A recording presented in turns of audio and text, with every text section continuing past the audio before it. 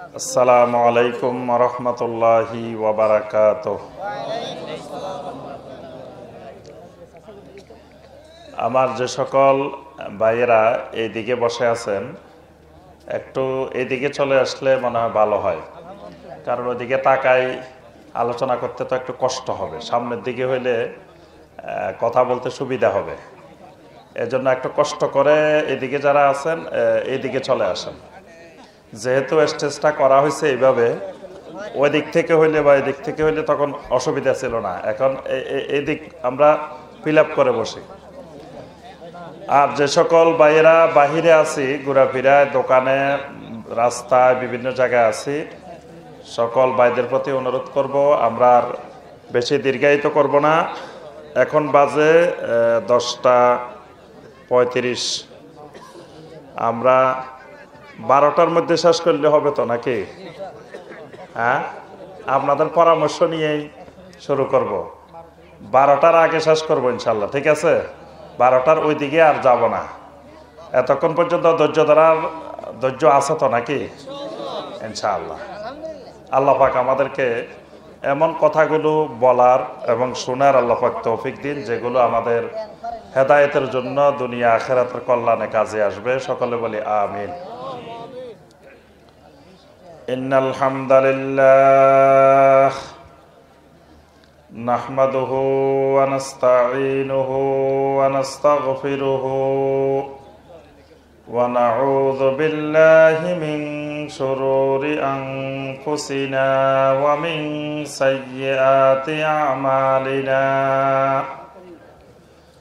মান ইয়াহদিহিল্লাহু ফালা মুদিল্লা লাহু ওয়া মান ইউদ্লিল ফালা হাদিয়া লাহু ওয়া আশহাদু আল্লা ইলাহা ইল্লাল্লাহু ওয়াহদাহু লা শারীকা লাহু ওয়া আশহাদু আন্না মুহাম্মাদান আবদুহু ওয়া রাসূলুহু। ইয়া আইয়ুহাল্লাযীনা আমানুত্তাকুল্লাহা হাক্কা তুকাতিহি ওয়া লা তামুতুন্না ইল্লা ওয়া আনতুম মুসলিমুন। ইয়া আইয়ুহান নাসু ইত্তাকু রাব্বাকুমুল্লাযী খালাকাকুম মিন নাফসিন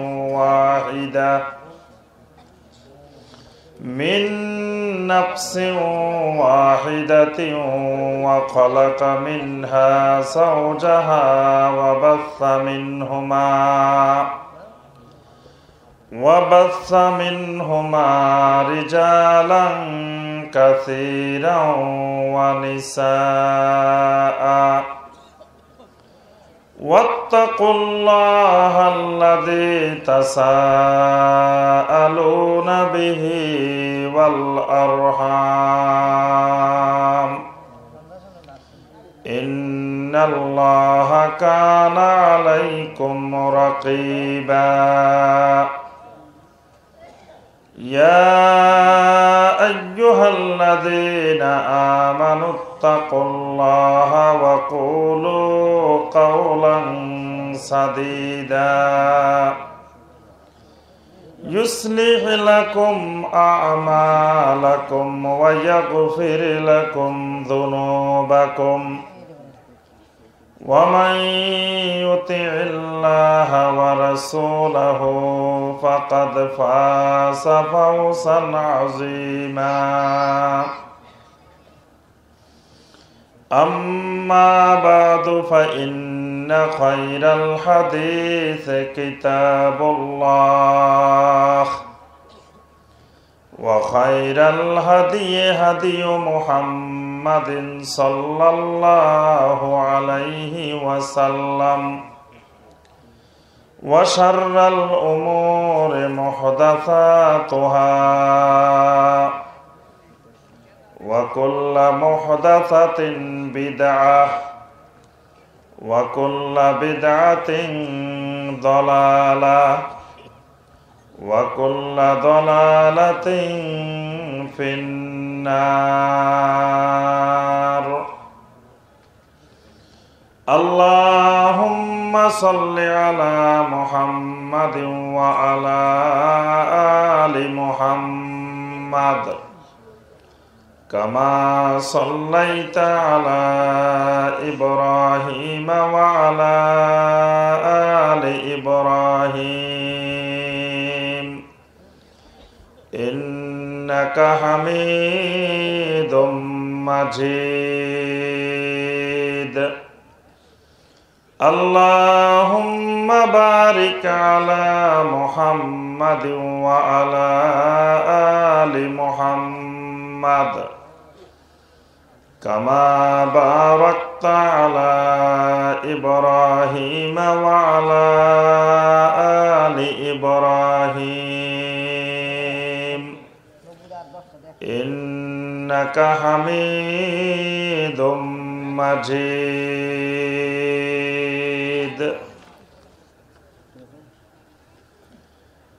নাসিরাবাদ নতুন পাড়া জামে মসজিদ ও মুসলিম যুব সমাজ কর্তৃক আয়োজিত আজকের এই ফজিলতময় মোবারকময় তাফসিরুল কোরআন মাহফিলের সম্মানিত সভাপতি, অত্র এলাকার বিভিন্ন মসজিদ এবং মাদ্রাসার সম্মানিত আইম্মায়ে মাসাজিদ এবং ওলামায়ে কেরাম, এই এলাকার আমার সম্মানিত মুরব্বিয়ানে আযম, আমার অত্যন্ত আদরের স্নেহের মহব্বতের যুবক কিশোর শিশু ভাইয়েরা এবং পর্দার আড়ালের আমার সম্মানিতা মা এবং বোনেরা, আল্লাহ রাব্বুল আলামিনের দরবারে কোটি কোটি শুকরিয়া যে মহান রাব্বুল আলামিন আমাদেরকে সালাতুল আসরের পর থেকে শুরু করে এই পর্যন্ত অনেক বিজ্ঞ সম্মানিত ওলামায়ে কেরামদের নিকট থেকে বিষয়ভিত্তিক কোরআনে কারীম এবং হাদিসে নববী সাল্লাল্লাহু আলাইহি ওয়াসাল্লামের আলোকে অনেক গুরুত্বপূর্ণ বিষয়ে আলোচনা শোনার পরে মাহফিলের শেষ পর্যায়ে এসে আমি আপনাদের মতো এত সালেহীন বান্দাদের চেহারার দিকে তাকানোর এবং কোরআন সুন্নাহ থেকে দুই একটি কথাবার্তা বলার এবং শোনার যে রাব্বুল আলামিন আমাদেরকে তৌফিক দিয়েছেন, সে মহান রাব্বুল আলামিনের শুকর আদায় করি। সকলে বলি আলহামদুলিল্লাহ। আলহামদুলিল্লাহ। এটি বোঝা যায় যে এই এলাকার যুব সমাজ অনেক বুদ্ধিমান এবং জ্ঞানী যুব সমাজ। আমরা দোয়া করি এই যুব সমাজকে আল্লাহ রাব্বুল আলামিন শাবাবে মদিনার মতো, সেই মদিনার যুব সমাজের মতো আল্লাহ পাক যুব সমাজ বানিয়ে দিন। আল্লাহ পাক এই যুব সমাজকে মাদক মুক্ত, সন্ত্রাস মুক্ত, অপরাধ মুক্ত এক সুন্দর সালেহীন যুব সমাজ বানিয়ে দিন। কারণ আমাদের দেশে যেই তাফসিরুল কোরআন মাহফিল হয়, ওয়াজ মাহফিল হয়, কোনো বিষয়বস্তু থাকে না। বক্তার যেখান থেকে যা মনে চায়, কিছু আমেরিকা থেকে, কিছু লন্ডন থেকে, কিছু ইউরোপ থেকে, কিছু অস্ট্রেলিয়া থেকে, শেষে ঘুরে ইন্ডিয়া, তারপরে ইরান, তারপরে বাংলাদেশ, মাহফিল শেষ। কোরআন এবং সুন্নাহর সাথে কোনো দেখা সাক্ষাৎ নাই।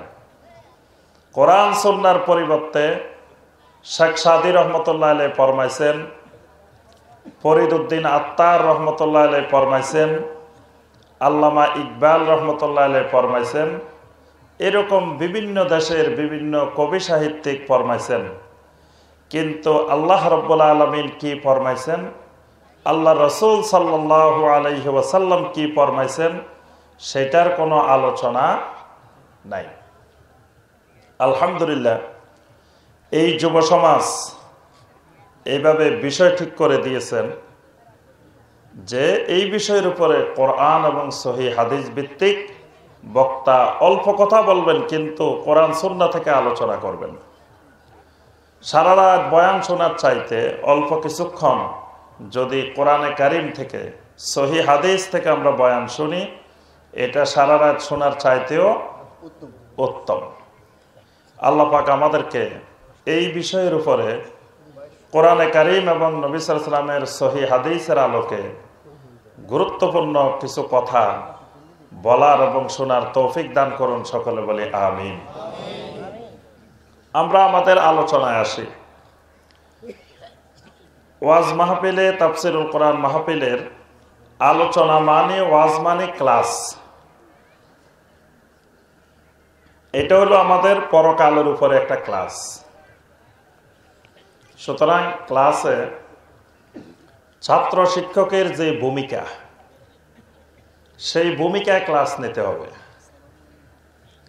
রাসূলুল্লাহ সাল্লাল্লাহু আলাইহি ওয়াসাল্লামের শিক্ষাদান পদ্ধতি অনুসরণ করে আমাদেরকে ক্লাস নিতে হবে। আমাদের এখন অনেক স্কুলে দেখা যায় একটা বাণী লেখা থাকে, হেডমাস্টারের রুমে, প্রিন্সিপালের রুমে দেখা যায় একটা বাণী লেখা থাকে। যেই বাণীটা যে একজন অমুসলিম তার ছেলেকে তার ছেলের শিক্ষকের কাছে একটা চিঠি পাঠিয়েছিলেন। এই চিঠিটাকে অনুকরণীয় হিসাবে সব জায়গায় লটকায় রাখা হয়। স্কুলের টিচার, মাদ্রাসার টিচার যারা আছেন তারা বলতে পারবেন কার উপদেশ? জি, আব্রাহাম লিঙ্কন। আব্রাহাম লিঙ্কনের উপদেশ সব জায়গায় এখন লেখা থাকে, অথচ আল্লাহর জমিনে আল্লাহ পাক সমগ্র মানুষের জন্য, সমগ্র জিনের জন্য, সমগ্র মাখলুকাতের জন্য একজন মানুষকে মুআল্লিম বানিয়ে, শিক্ষক বানিয়ে পৃথিবীতে পাঠিয়েছেন, যিনি বলেছেন বুইসতু মুআল্লিমান, আমি দুনিয়াতে এসেছি মুআল্লিম হয়ে, শিক্ষক হয়ে। তিনি কে? ওরে প্রথমে কথা বলে না, মনে কষ্ট নিছেন নাকি? বললাম যে টিচিং পদ্ধতিতে জিজ্ঞেস করলে কথা বলতে হবে, না হয়তো আমি মনে করবো আপনারা আমার কথা বুঝতেছেন না, বা ঘুমাইতেছেন, বা অসন্তুষ্ট হয়েছেন। এই জন্য যেটা জিজ্ঞেস করি একটু বলার চেষ্টা করবেন। আবার মনে কষ্ট নিয়েন না যে আবার জিজ্ঞেস করে কেন, আমরা নিরিবিলি শুনবো। বলতেছি পৃথিবীতে মুআল্লিম হিসাবে এসেছেন কে? মুহাম্মদুর রাসূলুল্লাহ সাল্লাল্লাহু আলাইহি ওয়াসাল্লাম। তিনি হলেন মুআল্লিম। তার কত সুন্দর সুন্দর উপদেশ, সুন্দর সুন্দর বাণী, সেগুলো আমাদের স্কুল, কলেজ, মাদ্রাসায়, অফিসে স্থান পায় না। আব্রাহাম লিঙ্কনের কথাগুলো সব জায়গায় স্থান পায়। কোথায়? আরো বাংলাদেশের মতো একটা মুসলিম দেশে। আল্লাহ রসুল সাল্লাল্লাহু আলাইহি সাল্লাম ছিলেন মুআল্লিম। তার একটা শিক্ষাদান পদ্ধতি ছিল, তালিমের পদ্ধতি ছিল।